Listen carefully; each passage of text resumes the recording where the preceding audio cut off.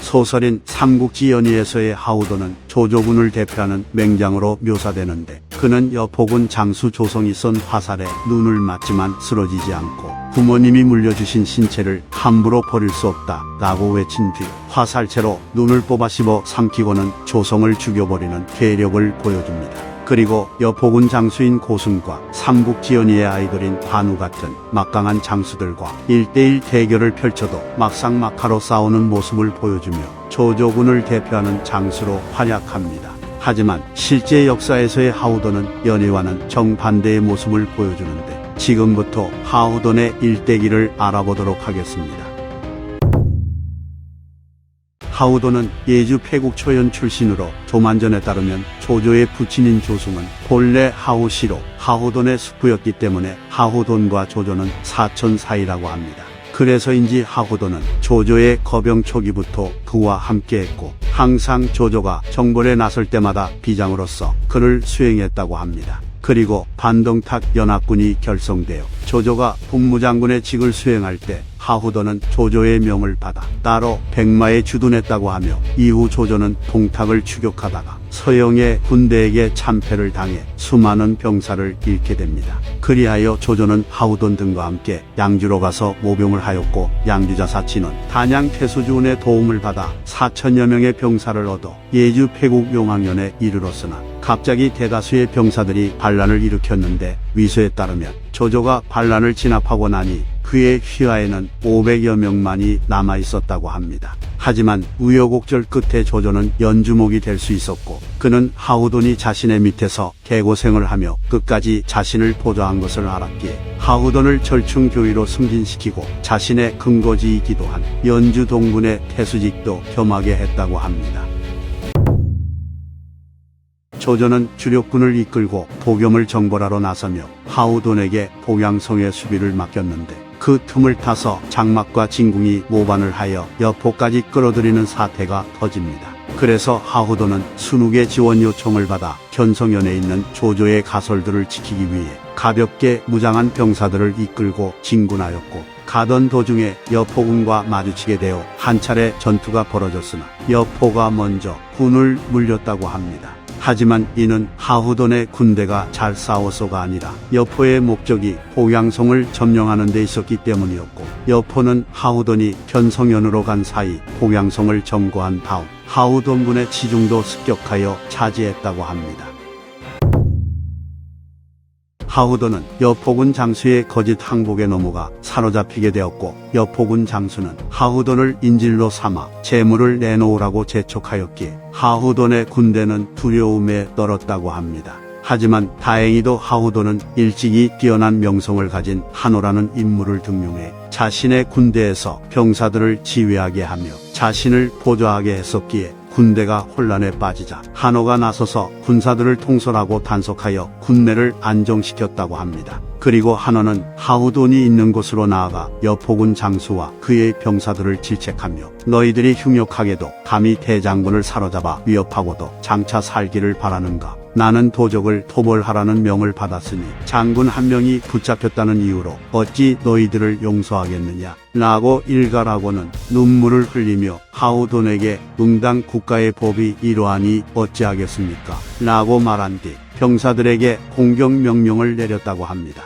그러자 여포군 장수와 병사들은 급히 머리를 조아리고 두려워하며 우리는 단지 미천으로 쓸 재물을 얻어 떠나려 했을 뿐입니다. 라고 말하며 항복했기에 하우돈은 무사히 풀려날 수 있었다고 합니다.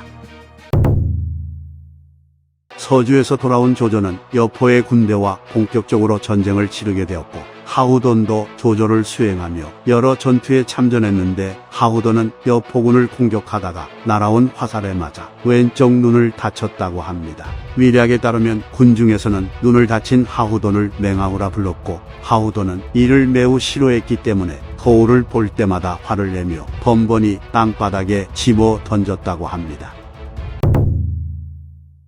건한 3년 여포에게 뒤통수를 2차례나 맞은 유비는 조조에게 몸을 위탁하였고 이에 조조는 유비를 예주목으로 삼고 그에게 군량과 병사를 지원해 주어 여포를 공격하게 합니다. 그러나 여포가 보낸 고순이 유비의 군대를 격파해버렸기에 조조는 하후돈을 보내 유비를 지원했으나 고순은 하후돈의 지원군도 격파해버렸다고 합니다. 유표가 유비를 보내 조조를 공격하게 했기에 유비는 군을 이끌고 서편에 이르렀고, 이에 조조는 하후돈, 이전, 우금을 보내 유비에게 맞서게 했다고 합니다. 그런데 유비는 제대로 된 전투도 치르지 않고 하루아침에 군영을 불태운 뒤 퇴각을 했기에 하후돈은 유비군에 무슨 문제가 생겼다고 판단해 이전의 만류에도 불구하고 우금과 함께 유비의 군대를 추격했다고 합니다. 그러나 이는 유비의 계략으로 유비는 방망연에서 복병을 두고 하후돈의 군대를 기다리고 있었고, 이를 눈치채지 못한 하후돈은 매복 가운데로 들어가 엄청난 피해를 입었다고 하며 다행히 이전의 지원군이 도착해 살아남을 수 있었다고 합니다. 조조는 하후돈을 하남윤으로 임명하여 내부를 관리하게 했다고 합니다. 그리고 하복을 평정할 때는 하후돈을 후방에 남겨 영토를 지키게 했으며 업을 함락시켜 하복을 평정한 이후에는 복파장군으로 승진시키고 하남윤의 직책을 계속 맡게 했는데, 조조는 특별히 하후돈에게만은 법령에 구애받지 않고 편의대로 일을 처리할 수 있도록 해줬기 때문에 이를 통해 조조가 하후돈을 얼마나 신뢰했는지를 알 수 있습니다. 또한 하후돈도 자신의 맡은 바 임무를 다 해냈는데 한 번은 큰 가뭄이 들고 메뚜기 떼로 인해 백성들이 고통받자 하후돈은 태수의 물을 끊어 직접 흙을 저 나르며 저수지를 만들었고 병사들을 이끌고 벼 심기에 힘썼기에 백성들은 이로움을 입었다고 합니다. 건한 20년 조조는 장로를 토벌하러 나섰고 무도 지역을 통해 양평관을 공격하려 합니다. 위명신주에 따르면 당시 양평산 위에 지형이 험했기 때문에 조조군 병사들은 장로군의 둔용을 공격했으나 제대로 된 성과는 거두지 못하고 수많은 병사들만 부상을 입었다고 합니다. 그래서 조조는 군대를 데리고 후방으로 돌아가고자 하후돈과 허조를 시켜 산 위에 있는 병사들에게 소리쳐 돌아오게 하라는 명을 내립니다. 하지만 밤중이라 하후돈과 허조는 길을 잃어 장로군의 진영으로 잘못 들어가게 되었으나 장로의 군대는 적군이 기습해왔다고 생각해 모두 도망쳤다고 합니다. 그리하여 군대의 후방에 있던 신비와 유엽 등이 하후돈과 허조에게 우리의 군대가 이미 적의 둔용을 점거했고 적들은 패주했습니다 라고 말해줬으나 그 둘은 이를 믿지 않았다고 합니다. 그리고 하후돈은 나중에서야 이를 알아채고는 조조에게 알렸다고 하니 이처럼 그는 운이 좋게 승리를 거둔 것이었습니다. 건한 22년 조조는 선권정벌에 나섰다가 돌아가면서 하후돈을 26군의 도독으로 임명한 뒤 거소에 머물게 했는데, 이처럼 하후돈은 조조가 아무런 의심 없이 신뢰하는 인물이었기에 26군을 통솔하는 자리를 맡을 수 있었던 것입니다. 건한 24년 조조가 관우의 북벌 때문에 마피에 주둔하고 있을 때 항상 하후돈을 불러 함께 수레를 탔고 친밀하고 중이 대하여 침소까지 출입할 수 있도록 해주었는데, 이러한 혜택은 그 누구도 받지 못한 것이었다고 합니다. 위서에 따르면 당시 조조는 위왕의 자리에 오른 상태였기에 여러 장수들은 모두 위나라의 관직을 받았으나 오직 하후돈만이 한나라의 관직을 받았다고 합니다. 그래서 하후돈은 상소를 올려 신하된 자의 도리가 아니니 부당하다고 했으나 조조는 하후돈에게 내가 듣기로 가장 좋은 신하는 스승 같은 신하고 그 다음이 친구와 같은 신하라 하였소. 무로 신하된 자는 덕을 귀하게 여기는 법이니 구차하게 위나라의 관직일 필요가 있겠소. 신하는 몸을 굽혀 주군을 섬기면 충분하오 라고 말하며 그를 달랬으나 하후돈이 계속 위나라의 관직을 받겠다고 청했기에 조조는 그를 전장군에 임명했다고 합니다. 위시 춘추에 따르면 하후돈은 조조에게 천하 사람들도 이미 한나라가 끝나고 바야흐로 다른 시대가 일어나고 있다는 것을 알고 있습니다. 그리고 예로부터 능히 백성의 해악을 제거하여 백성들이 귀하는 자가 곧 백성의 주인이었습니다. 지금 전하께서 30여 년간 군사들을 이끌며 그 공덕이 만백성에 드리웠고 천하가 전하께 귀했으니 하늘과 백성에 순응할 뿐 어찌 다시 의심하겠습니까? 라고 말하며 조조에게 황제의 자리에 오르라는 건의를 합니다. 하지만 조조는 효도하는 것과 우애를 나누는 일에도 다스림이 있으니 이 또한 다스리는 것이라고 했다. 만약 1000명이 내게 있다면 나는 주문왕이 될 것이다 라고 대답했는데, 주문왕은 은나라를 멸망시키고 주나라를 건국한 주무왕의 아버지였기에 조조는 자신의 아들 대에서 황제가 나오는 것에 만족할 거라는 뜻을 밝힌 것이었습니다. 왕위에 오른 조비는 하후돈을 대장군으로 임명하였으나 그는 얼마 지나지 않아 눈을 감았다고 합니다. 그래서 조비는 하후돈의 공을 기려 그에게 충을하는 시호를 내렸고 그 자손들을 모두 후에 옹했다고 합니다. 하후돈이 14살이었을 때 어떤 이가 자신의 스승을 모욕하자 곧바로 그를 죽여버렸고, 이로 인해 그의 강직한 기풍이 널리 알려지게 되었다고 합니다. 하후돈은 군중에서도 스승을 모시고 학문을 배웠으며 성품이 청렴하고 검소하여 남은 재물이 있으면 즉시 나누어서 베풀고 부족하면 관청에서 도움을 받으면 받았지 따로 재산을 관리하는 행동은 하지 않았다고 합니다. 위략에 따르면 하후돈의 둘째 아들인 하우무는 무략이 없다는 평가를 받았는데 아마 부친의 피를 물려받았기 때문이 아닌가 싶습니다. 이상 삼국지 인물일전 하후돈 편 마치겠습니다. 재미있게 보셨다면 좋아요와 구독, 알림 설정 부탁드립니다. 감사합니다. 하우연은 하후돈의 먼 친척 동생으로 조조가 고향 집에서 지내던 시절 일찍이 현의 관리에게 사고를 쳐서 중죄를 저질렀는데, 이때 하우연이 조조를 대신해 감옥에 들어갔다고 합니다. 그리고 이후 조조가 꾀를 내어 하우연을 구해냈기에 하우연은 위험에서 벗어날 수 있었다고 하며, 이를 봤을 때 하우연은 어렸을 때부터 조조와 매우 친밀한 관계였던 것으로 보입니다. 또한 위략에 따르면 연주와 예주에서 큰 난리가 나고 기근이 들어 먹을 것이 부족한 상황에 처했을 때도 하우연은 자신의 어린 아들은 돌보지 않았지만 죽은 아우의 딸은 극진히 보살폈기에 그녀가 목숨을 보존할 수 있었다고 하니 하우연은 의리에 살고 의리에 죽는 인물이었던 것으로 추정됩니다. 하우연은 조조가 거병했을 때부터 그를 수행했음에도 초반부에는 딱히 어떠한 활약을 했다는 기록이 남아있지 않으나 관도대전에서 조조가 원소를 꺾은 뒤부터 점차 두각을 나타내는데, 하우연은 조조가 원소를 격파한 이후에 연주와 예주, 서주의 군량을 감독하는 임무를 맡아서 조조의 군대가 식량이 부족할 때마다 계속 군량을 차질 없이 보급해 주었기 때문에 조조의 군대는 계속해서 전투에 임할 수 있었다고 합니다. 그리고 일찍이 서주의 군벌인 창의가 조조에게 반기를 들었다가 장녀의 투항권으로 조조에게 항복한 적이 있었는데, 그는 조조가 기주를 평정했음에도 또다시 반란을 일으킵니다. 그래서 조조는 우군과 장패를 보내 창의를 공격했으나 창의가 이들의 공격을 막아냈기에 이번에는 하우연이 지원군으로 투입되었고, 하우연은 우군과 장패를 도와 창의를 다시 공격해 적진 10여 두령을 함락시키는 활약을 하여 창의가 우금에게 투항하게 만들었다고 합니다. 또한 청주 제남국의 황건적 서화가 송을 공격하여 관원들을 살해하는 짓을 저지르자 하우연은 장패 등과 함께 진격해 이들의 군대를 모조리 격파하며 서화의 목을 베었고, 그를 따랐던 여러 현들을 평정한 뒤 양곡을 거두어 병사들에게 나눠주었다고 합니다. 위서에 따르면 하우연의 군대는 행군이 빠르고 신속하여 항상 적의 허점을 찌르는 곳에서 나타났기 때문에 군중에서는 이를 두고 정군교의 하우연의 군대는 3일 만에 500리를 가고 6일 만에 1000리를 간다 라고 말했다 합니다.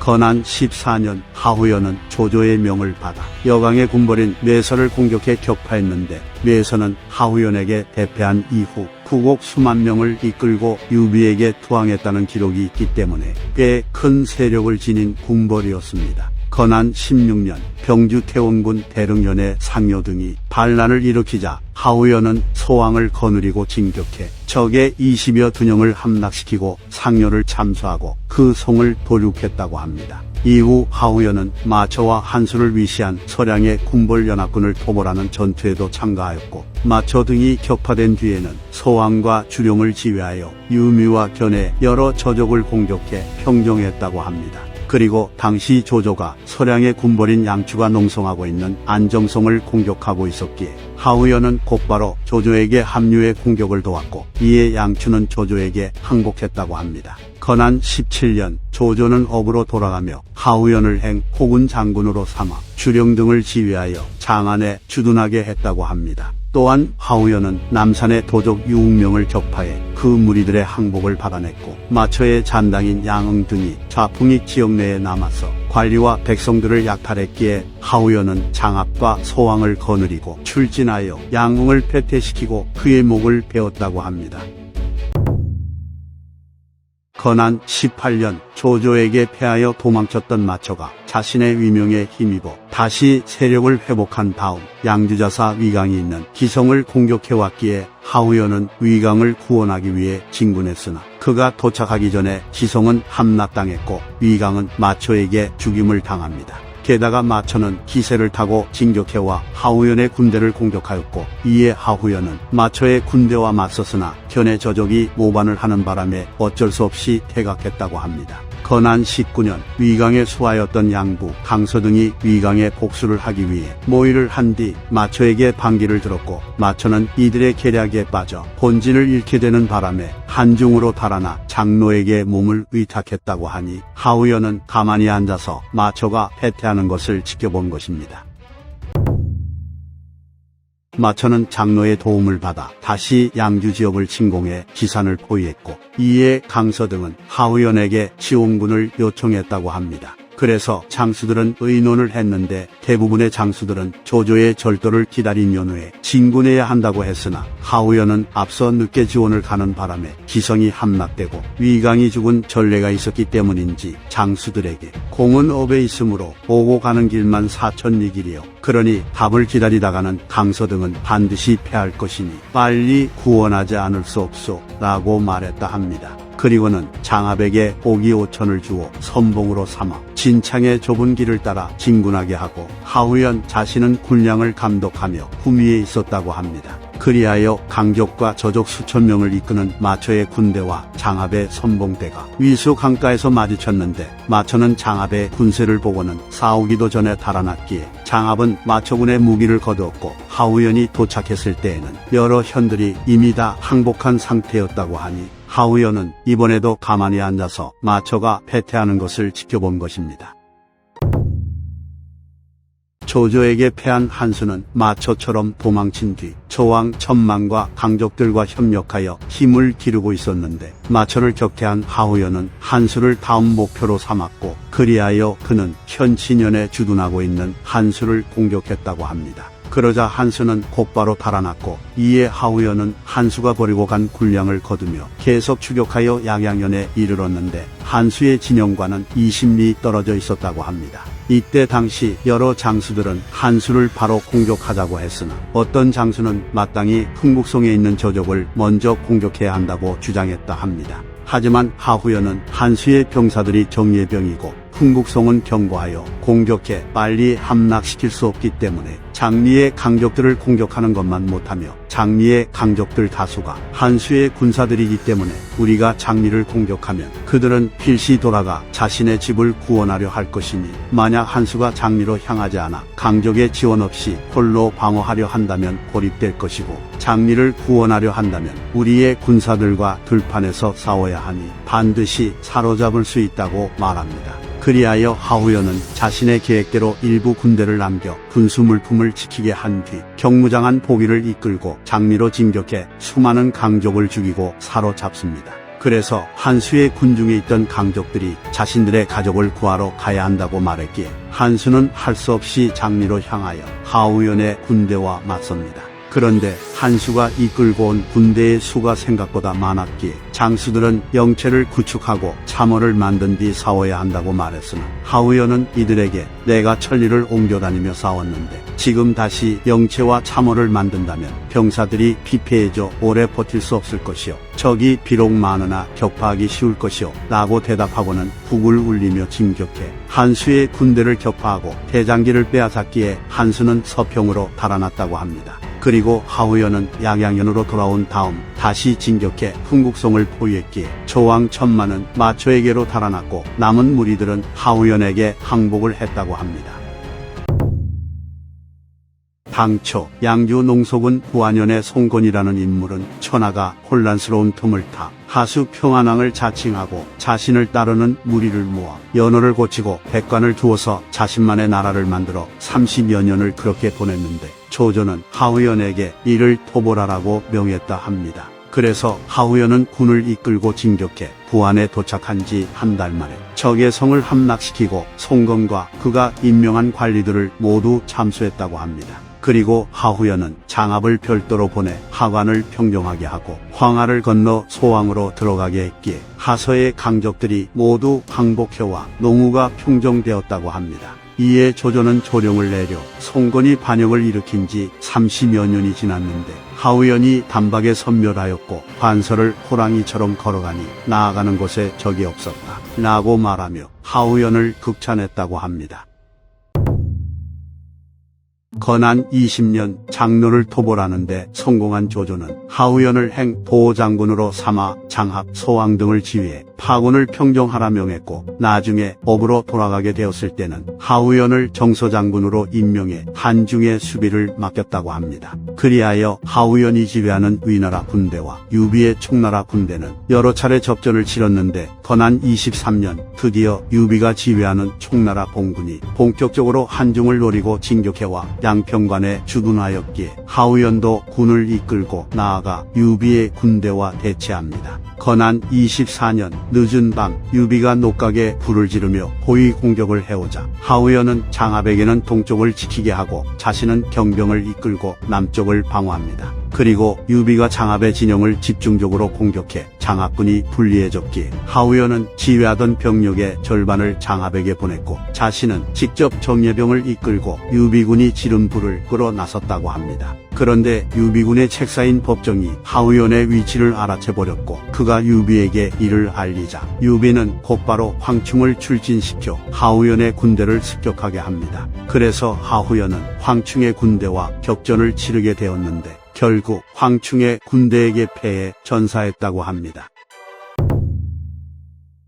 하우연은 양주 지역에서 엄청난 활약을 펼치며 명성을 쌓았기에 이민족들은 하우연을 두려워했다고 하며 그래서 조조는 매번 강족 등 이민족들을 접견할 때마다 하우연을 곁에 두어 그들을 겁먹게 했다고 합니다. 참고로 하우연의 부인은 조조의 처제라고 합니다. 위략에 따르면 하우연의 조카인 하우씨가 장비의 아내가 되었고 그녀가 낳은 딸이 유선의 황후가 되었다고 합니다. 그래서 하우연이 죽었을 때 장비의 아내는 총나라 조정에 부탁하여 하우연의 시신을 매장해 줬다고 합니다. 당초 하우연이 여러 차례 전투에서 승리를 거뒀으나 조조는 늘 이를 경계하며 장수가 되어 마땅히 겁을 내고 나약해야 할 때가 있는 법이니 항상 용맹에만 의지해서는 아니 되어 장수는 본래 용맹을 근본으로 삼으나 이를 실행하면은 지모와 계책을 써야 하는 법이니 오직 용맹만을 알고 그곳에만 의지한다면 일개 필부에 대적할 수 있을 뿐이요 라고 조언해줬다 합니다.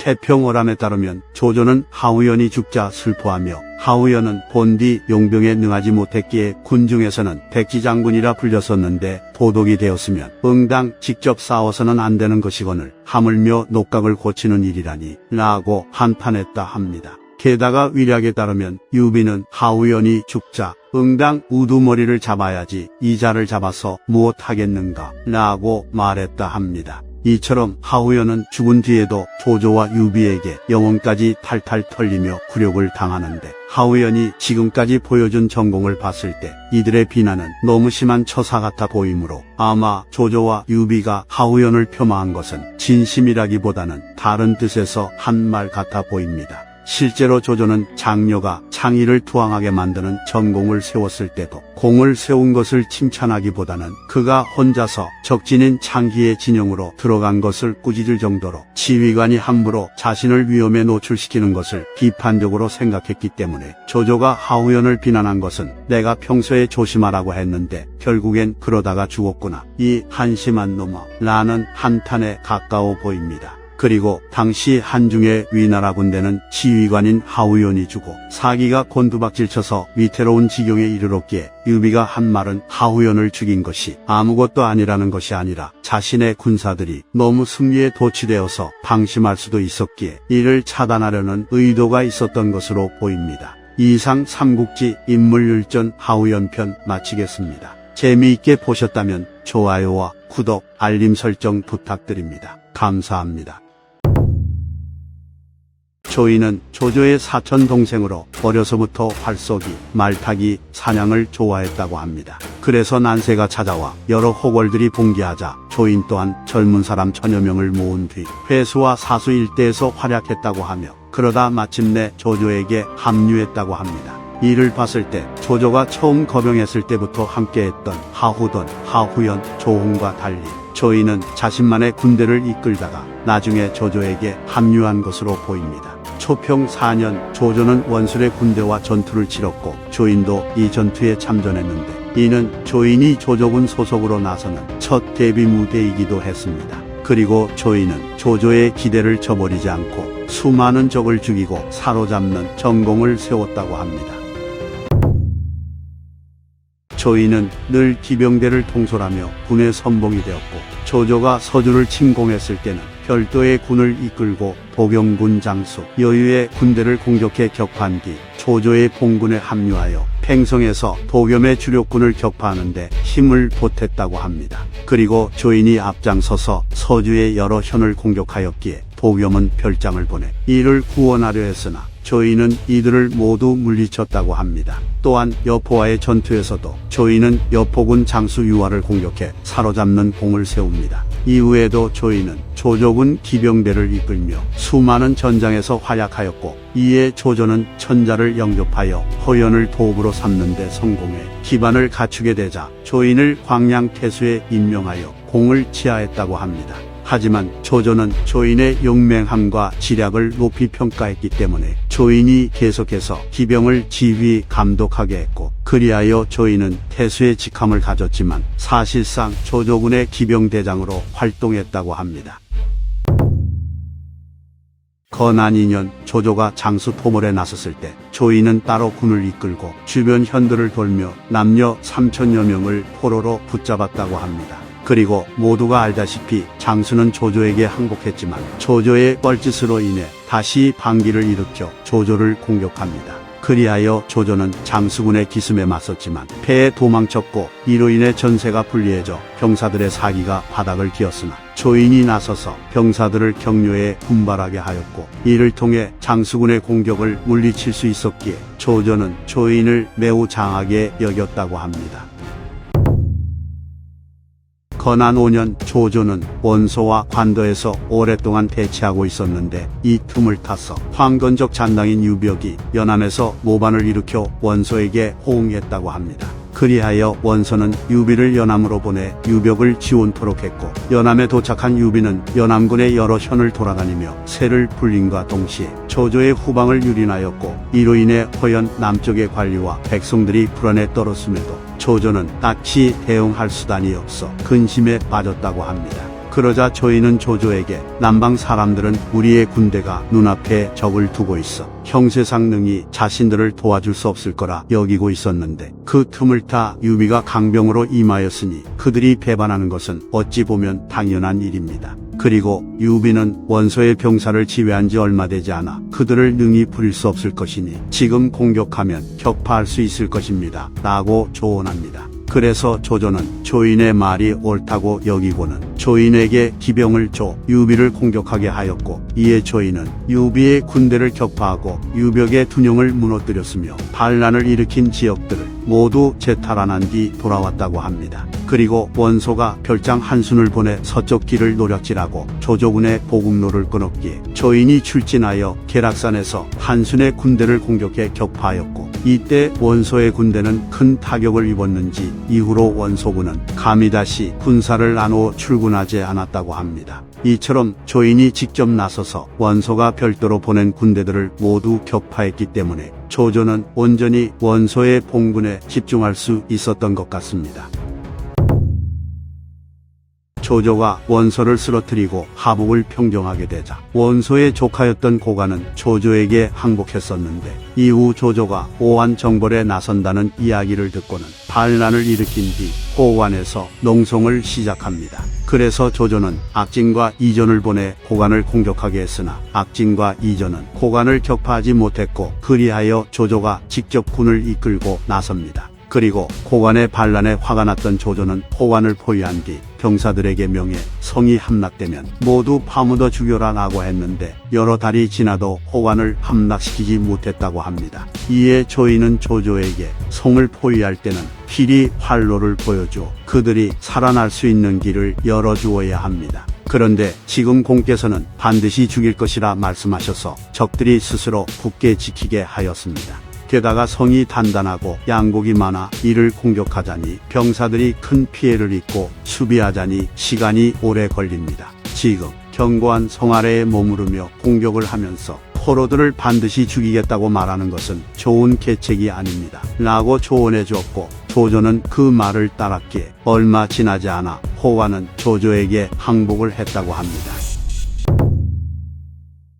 건한 13년 조조는 유표의 죽음으로 인해 손쉽게 형주를 차지했으나 적벽대전에서 주유와 유비의 연합군에게 크게 패해버렸고 이에 조조는 조인에게 강릉의 수비를 맡기고는 북쪽으로 돌아갔다고 합니다. 그래서 대승을 거둔 주유와 유비의 연합군은 그대로 형주로 진격해왔는데 그 숫자만 수만 명이었으며 오나라의 장수들만 해도 주유, 여몽, 감령, 능통 등이 참전했고 유비, 관우, 장비도 참전했던 것으로 추정됩니다. 그리고 먼저 오나라 선봉대 수천 명이 처음으로 강릉성에 당도하자 조인은 성에 올라 이를 보고는 기선제압을 할 겸 장수 우금에게 정예병 300명을 주고는 성공을 취하게 했다고 합니다. 하지만 이는 잘못된 판단으로 우금이 이끄는 군사의 수는 적군에 비해 매우 적었기에 결국 오나라 군대에게 포위를 당합니다. 그리하여 우금과 정예병 300명이 거의 몰살되기 직전의 상황에 처하자 당시 조인의 곁에 있던 진교등은 안색을 잃었지만 조인은 분기탱천하며 좌우를 시켜 말을 가져오게 하니 진교등은 적의 무리가 흥성하니 당해낼 수 없습니다. 설령 수백 명을 버린다 한들 큰 손해가 아닌데 어찌 장군께서 몸소 가려 하십니까? 라고 말하며 조인을 말렸으나 조인은 갑옷을 입고 말에 오르고는 자신의 직속 기병 수십 기와 함께 성을 나섰다고 합니다. 당시 진교등은 조인이 응당 성의 해자에 머물며 우금을 지원하는 형세를 취할 것이라 여겼으나 조인은 해자를 뛰어넘어 곧바로 진격해 적의 포위망 안으로 돌격해 들어갔고 이로 인해 우금 등은 포위에서 빠져나올 수 있었다고 합니다. 그런데 조인이 더 대단한 것은 일부 병사들이 포위망에서 빠져나오지 못한 것을 알고는 다시 적진을 향해 돌진에 들어가 병사들을 구해냈고 이와 같은 조인의 활약으로 인해 오히려 오나라 군대가 물러났다고 합니다. 당초 진교등은 조인이 직접 성을 나서는 것을 보고는 그가 해를 입을까 두려워했는데 조인이 적을 물리치고 돌아오자 감탄을 하며 장군은 실로 천인입니다. 라고 말했다 합니다. 그러나 이러한 조인의 분전에도 불구하고 주유를 위시한 오나라 군대와 유비군의 파상 공세는 1년이 넘게 계속되었고 이에 조인은 할 수 없이 강릉성을 버리고 퇴각했다고 합니다. 조조는 조인에게 관우를 토벌하라 명했고 이에 조인은 번성에 주둔하여 전쟁 준비를 하고 있었는데 마침 후음이 완에서 반란을 일으켰고 조만전에 따르면 이때 후음은 관우와 연합하려는 움직임도 보여줬다고 합니다. 그래서 조인은 곧바로 완성을 포위하여 후음을 죽여 반란을 진압한 뒤 번성으로 돌아왔는데 그 시기 즈음에 관우의 북벌이 시작됩니다. 당시 조인은 번성을 수비하고 방독이 야전에서 관우와 맞붙었던 것으로 보이는데 조조는 관우를 매우 높이 평가하고 있었기에 이들로는 부족하다고 여겼는지 우금에게 종의 칠군을 주어 조인을 돕게 했다고 합니다. 그런데 큰 비가 내려 한수가 범람하는 바람에 우금의 군대와 방독의 군대는 수몰되어 우금은 관우에게 항복했고 방독은 끝까지 저항하다가 사로잡혀 관우에게 죽임을 당하는 사태가 터집니다. 게다가 조인이 지키던 번성도 물에 잠겼고 성벽도 자주 무너져 내렸다고 하며 관우가 번성을 여러 겹으로 포위하여 안팎을 단절시켜 버렸기에 성 안은 식량이 떨어지고 구원병이 오는지도 알 수 없는 상태가 되어 성 안의 사람들은 두려움에 떨었다고 합니다. 그래서 어떤 장수들은 조인에게 성을 버리고 도망쳐야 한다고 했으나 조인을 보좌하던 만총이 끝까지 성을 사수해야 한다고 주장했기에 조인은 병사들을 격려하며 스스로 필사의 각오를 보였고 이에 병사들은 모두 하나가 되어 수비에 임했다고 합니다.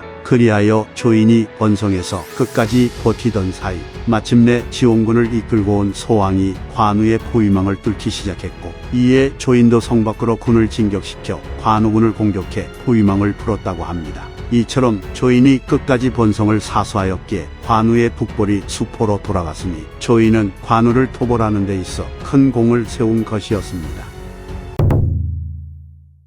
조비는 왕위에 오른 뒤 조인을 거기장군, 도독형량이 주재군사로 임명하여 조인에게 형주, 양주, 익주의 군무를 총괄하도록 했다고 합니다. 그리고 조비가 황제에 즉위하자 때마침 송건이 군사를 거느리고 서쪽으로 진군해 왔기에 조정에서는 봉과 양양에는 곡식이 충분치 않아 적을 막을 수 없다 하여 양양에 주둔하고 있는 조인을 관우로 물려야 한다는 것이 중론이 돼버립니다. 그러나 사마이가 반대하며 송건은 이제 막 관우를 격파하여 그들 스스로 우리와 결탁하려 할 때이니 필시 감히 공격해오지는 못할 것입니다. 그리고 양양은 수륙의 요충지이자 적을 막는 요해지이니 이곳을 버려서는 안 됩니다. 라고 간언했으나 조비는 사마이의 말을 따르지 않았다고 합니다. 그리하여 조인은 조비의 명을 받아 번성과 양양성을 불태운 후 물러났는데 사마이의 예상대로 송건이 공격해오지 않았기 때문에 조비는 자신의 선택을 후회했다고 합니다.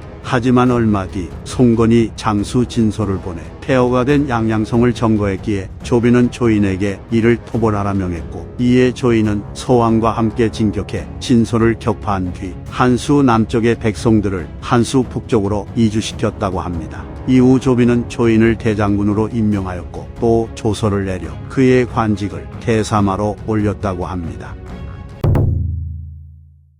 황초 3년 조비는 송건을 정벌하기 위해 대규모의 군을 일으켰는데, 이때 조인은 유수를 통해 오나라를 공격해 들어갑니다. 이에 송건은 주안을 유수독으로 임명하여 조인을 막도록 했기에 위나라의 노장과 오나라의 신예의 대결이 송사됩니다. 당시 조인은 복이 수만 명으로 주안을 공격했는데 계책을 썼어 장제를 따로 성계로 보내 위나라의 주력군이 성계를 공격하는 척을 했고, 여기에 소와 넘어간 주안이 병력을 나누어 성계로 보낸 사이 조인은 주력군을 이끌고 유수로 진격했다고 합니다. 하지만 주안은 당황하지 않고 휘하에 있는 병력만으로 조인을 상대할 마음을 먹고는 약한 척을 하며 조인의 군대를 상대하기 좋은 것으로 유인하려 했고, 조인은 주안의 계략에 넘어가 장군 상조와 왕상 등에게 명하여 중주 지역을 공격하게 합니다. 그래서 나중에 이 사실을 알게 된 장제는 조인에게 적은 서쪽 해안을 점거하고 배를 상류에 나란히 진열시키고 있는데 우리의 병사들은 주중으로 들어가려 하고 있습니다. 이것은 스스로 지옥 안으로 들어가는 것이고 위태로우며 망하는 길로 가는 것입니다. 라고 조언했으나 조인은 장제의 말을 따르지 않았고 결국 주안의 군대에게 참패했다고 합니다.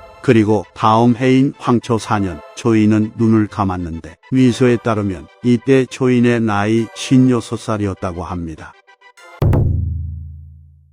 조인은 어렸을 때는 마음대로 살았으나 장성하여 장수가 되자 엄정하게 행동하고 법령을 받들어 이를 살피며 사물을 처리했기 때문에 조비는 조창을 훈계할 때면 항상 조인을 언급하며 장수가 되어 법을 받드는 것은 응당 정남장군과 같아야 하지 않겠는가 라고 했다 합니다. 조인은 앞서 언급된 내용 이외에도 수많은 전투에서 활약을 펼쳤는데 대표적으로 수호를 토벌하는 전투, 마초를 토벌하는 전투에도 참전하여 활약하였고 소백과 전은의 반란, 산적 정감의 반란을 진압하는 데도 공을 세웁니다. 조인의 동생인 조순도 위나라 최정예 기병대인 호표기의 지휘관이 되어 활약했기 때문에 집안 자체가 타고난 무인 집안이었던 것으로 보입니다. 조인이 죽은 달에 역병이 크게 유행했다는 기록이 있기 때문에 아마 조인은 역병으로 인해 죽지 않았을까 하고 추측해봅니다. 부자에 따르면 조인의 용맹함은 용력을 상징하는 인물인 맹분과 하육을 뛰어넘었고 엄청난 무용을 떨쳤던 장료조차도 용맹으로 치면 조인 다음이었다고 합니다. 이상 삼국지 인물열전 조인편 마치겠습니다. 재미있게 보셨다면 좋아요와 구독, 알림 설정 부탁드립니다. 감사합니다. 조홍은 조조의 사촌 동생으로 조조가 의병을 일으켜 반동탁 연합군에 합류했을 때 조조를 따라서 참전했다고 합니다. 그리고 동탁은 반동탁 연합군이 진격해오자 낙양을 불태우고 도읍을 장안으로 옮겼는데, 이러한 상황임에도 반동탁 연합군의 일원들은 동탁군의 강성함을 두려워하여 감히 추격할 생각조차 하지 못했다고 합니다. 그래서 조조는 자신의 병력만을 이끌고 진격하여 평양에 도착하였는데, 그곳에서 동탁의 장수인 서영의 군대와 만나 격전을 치르게 됩니다. 하지만 조조는 서영의 상대가 되지 못해 조조의 병사들 다수가 죽거나 부상을 입었다고 하며, 조조 또한 날아온 화살에 맞아 상처를 입은 데다 말까지 잃어버렸고, 설상가상으로 서영의 군대가 조조를 추격해왔다고 합니다. 이처럼 급박한 상황 속에서 조홍은 자신의 말을 조조에게 주며 조조를 비신시키려 했으나, 조조가 그럴 수 없다며 거절하자 조홍은 조조에게 천하에 저 조홍은 없어도 되지만 공이 없어서는 안 됩니다 라고 말하며 재차 조조에게 자신의 말을 권했고, 이에 조조는 조홍의 말을 타고 부와 함께 밤중에 달아났다고 합니다. 또한 변수에 이르렀을 때 물이 깊어 건널 수 없었으나 조홍이 물가를 뒤져 배를 구해왔기에 조조는 강을 건널 수 있었다고 하며, 이와 같은 조홍의 활약 덕분에 조조는 고향인 예주 패국초연으로 무사히 돌아올 수 있었습니다. 조조는 서영과의 전투에서 다수의 병조를 잃어 새로이 병사를 모집하려 했는데, 마침 조홍이 양주자사 진원과 친했기 때문에 조조는 조홍 등과 함께 양주로 갑니다. 당시 조홍은 사병 1000여 명을 이끌고 진원에게 가서 병사들을 모집했는데, 진원의 도움을 받아 여강에서 잘 무장된 병사 2000명을 얻었고, 동쪽의 단양에 이르러 수천 명의 병사를 얻은 다음 조조와 함께 용항연으로 갑니다. 그런데 양주에서 모집한 병사들 대다수가 갑자기 반란을 일으켰고, 위서에 따르면 조조가 머물던 장막이 불에 탔다고 하며, 당시 상황이 얼마나 급박했는지 지휘관인 조조가 직접 나서서 칼을 꺼내 수십 명을 베어 죽여야 할 정도였다고 합니다. 그래서 이와 같은 조조의 분전으로 반란은 진압되었으나, 먼 양주까지 가서 모집한 병사들 대다수가 흩어졌기에 조조와 조홍의 양주행은 헛걸음이 되어버렸습니다.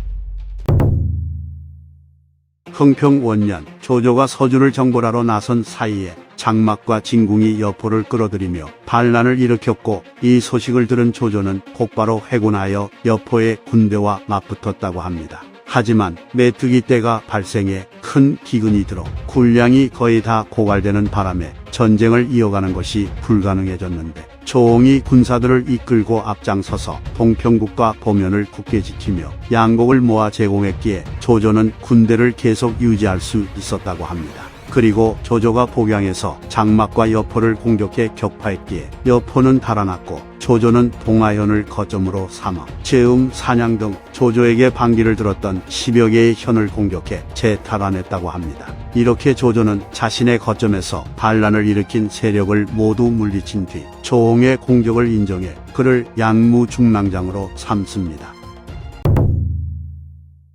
건안 원년, 조조는 순욱과 정욱의 조언대로 헌제를 영접할 마음을 먹고는 조홍에게 군대를 줘 서쪽으로 보냈으나, 위장군 동승이 원술이 보낸 장수 장로와 함께 험준한 지형에 기대어 길을 막고 있었기 때문에 조홍은 서쪽으로 나아갈 수 없었고, 이에 조조가 직접 나서서 문제를 해결했다고 합니다. 건안 2년, 남양군과 장릉군의 여러 현들이 조조에게 항복했다가 다시 장수의 편을 들었기에 조조는 조홍을 보내 이들을 공격하게 했는데, 조홍은 장수를 지원하러 온 유표의 별장을 격파하기도 했으나 전황은 조홍에게 불리하게 돌아갔고, 이에 조조가 직접 나서서 유표와 장수의 연합군과 싸웠다고 합니다. 이처럼 조홍은 큰 활약을 보여주지는 못했지만 조조를 따라 여러 차례 정벌전을 수행하였기에 그 공으로 보호장군에 임명됩니다.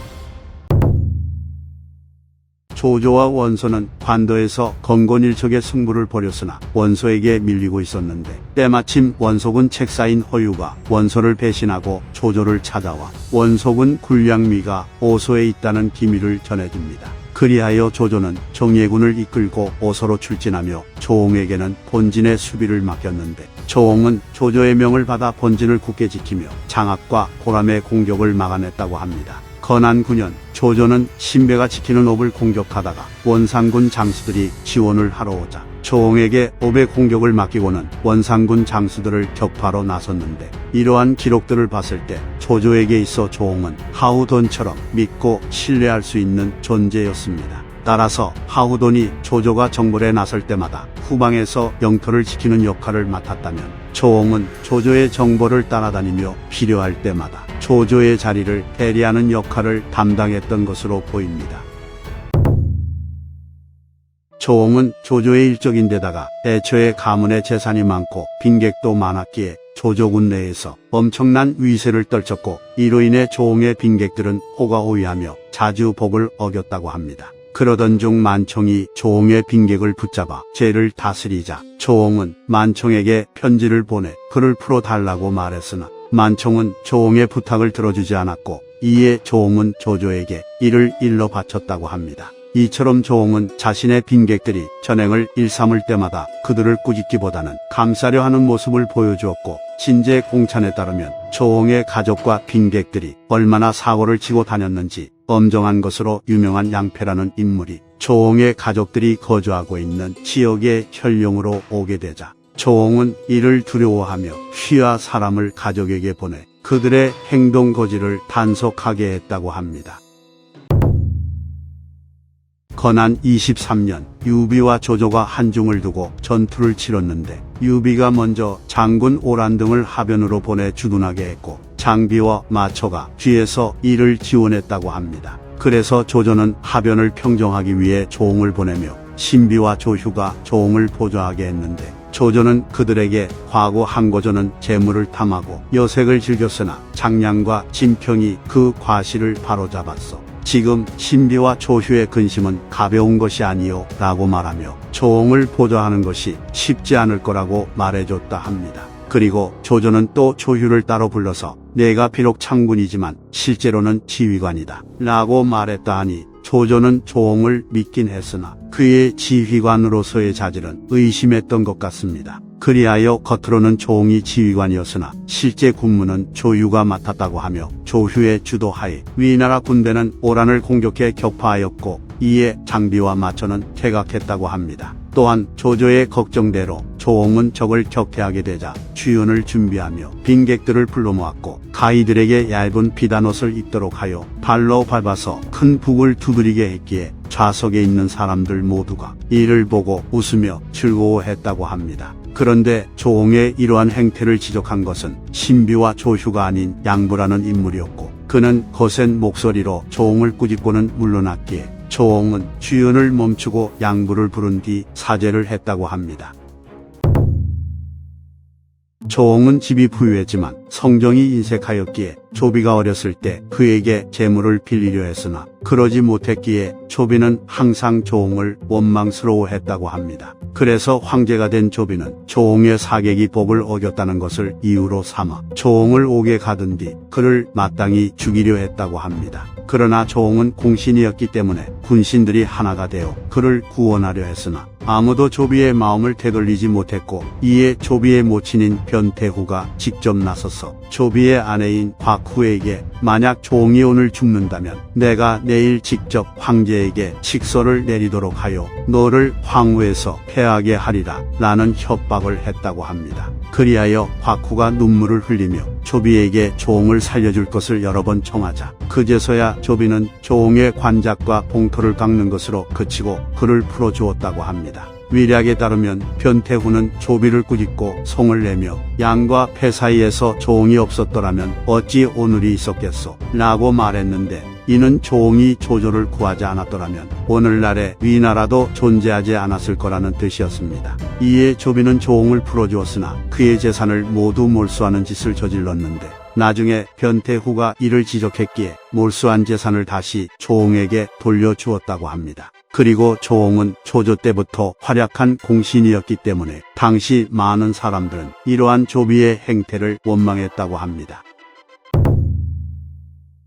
위략에 따르면 당초 조조가 사공이 되었을 때 친히 아랫사람들을 거느리고 매해마다 조를 거두었고 본연으로 하여금 각 집의 재산을 평가하게 했다고 합니다. 그래서 당시 초연의 현령이 조옹의 재산과 조조의 재산을 같게 평가하자 조조는 어떻게 내 집안의 재산과 조옹의 재산이 같단 말인가 라고 말했는데, 이는 조조 입장에서 봤을 때 조옹이 훨씬 부자인데 어떻게 같은 급으로 볼 수가 있냐면서 푸념한 것이었습니다. 조옹은 조비에게 한 번 죽을 뻔하고 나서는 무조건 조비의 눈치를 보며 살았던 것으로 보이는데, 위략에 따르면 조옹은 감옥에서 풀려나자 조비에게 글을 올려 사죄를 하며 눈물의 똥꼬쇼를 했다고 하며, 조진과 오질의 일화를 살펴보면 조옹은 조비뿐만이 아니라 조비의 최측근인 오질의 눈치도 봤던 것으로 보입니다. 조옹은 조비가 즉위했을 때 표기장군의 자리까지 오르고 시급이 2100호가 되었으나 조비에 의해 관직과 시급이 모두 깎이게 됩니다.